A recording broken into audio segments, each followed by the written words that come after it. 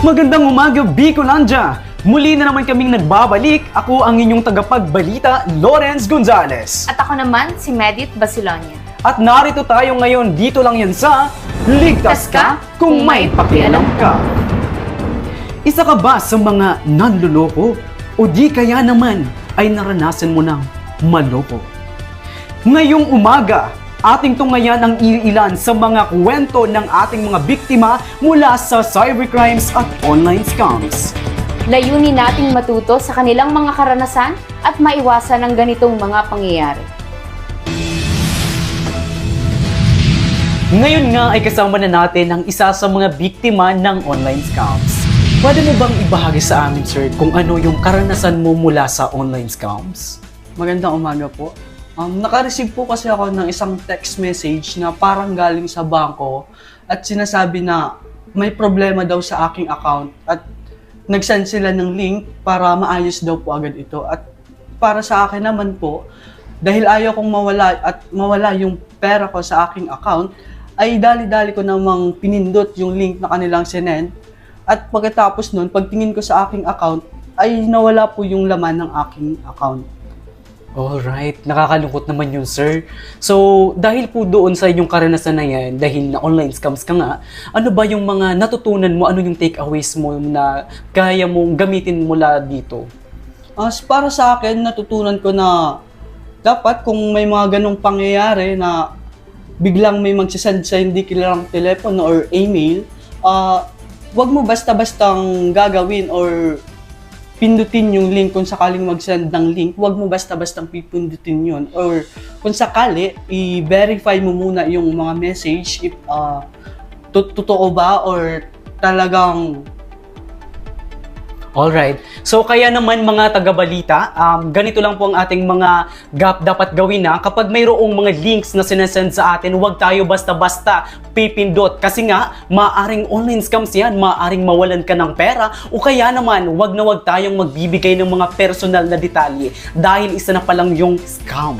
Ngayon nga, inyong napakinggan ang isa sa mga karanasan ng ating biktima mula sa online scams. Upang mas lalo pa nating maintindihan ang patungkol sa cybercrime, balik sa'yo, Medit. Maraming salamat, Lawrence. At ngayon, atin namang pakinggan ang isa sa nakaranas ng investment scam. Ma'am, maaari niyo po bang maibahagi sa amin kung ano ang nangyari?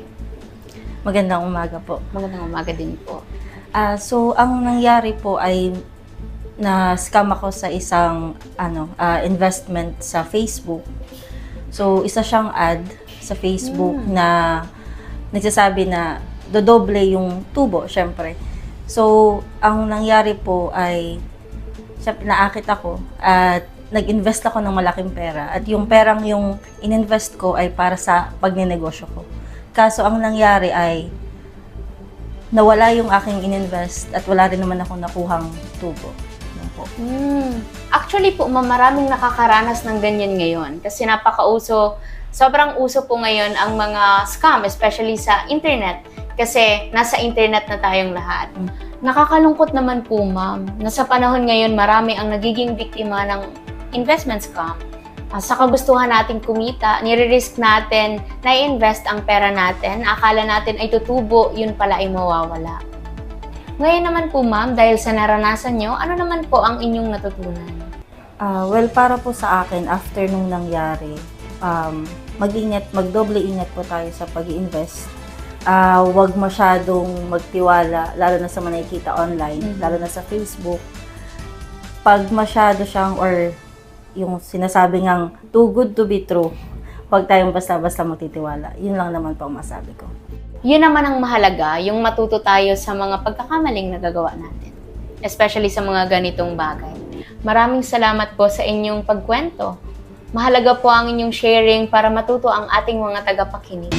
Ngayon nga't napakinggan na natin ang mga kwento mula sa ating iba't ibang mga karanasan na naranasan ng ating mga biktima. Mula sa kanilang kwento ba, ano ba ang natutunan mo roon?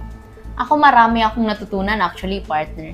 Kasi sa panahon ngayon, nakikita ko talagang grabe yung scam, laganap talaga siya. Kasi yung mga information natin, yung mga data natin, hindi maiiwasang malaman ng ibang tao na pwedeng magamit. Kaya dapat talaga partner magdoble ingat.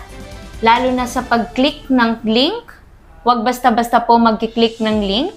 At sa investment scam naman, dapat alamin, dapat i-legit check, partner. Yes, tama yan, partner. At alam mo ba na kung sakali man na maranasan natin ulit ang ganitong mga cybercrimes at mga online scams, mayroon tayong otoridad na pwede nating ilapit doon sa kanila. Pwede kayong tumawag. At meron din tayong batas dyan. Kaya naman sa mga nang-scam dyan, ngayon kung napapanood ninyo to, tigilan nyo na yan dahil may maaaring makasama rin ito sa inyo, di ba?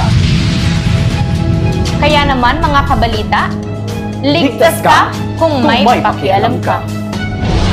At yun nga guys, no, hanggang dito na lang ang ating reaction video mga idol. No? At kung hindi po pala kayo napasubscribe, please subscribe na rin po at paki-like and share na rin po ang mga videos natin. At huwag kalimutan supportaan si Kalinga Prab at Edna Vlogs. Kuya Balsans Matubang, lahat po ng buo ng Kalinga Team, Kalinga Reactor, supportan po natin po. At salamat po sa mga nanonood. Salamat po sa suporta, sa Kalingap. Hanggang dito na lang guys ang ating reaction video. Bye-bye and good luck and see you to my next reaction video. Mwah mwah chup chup.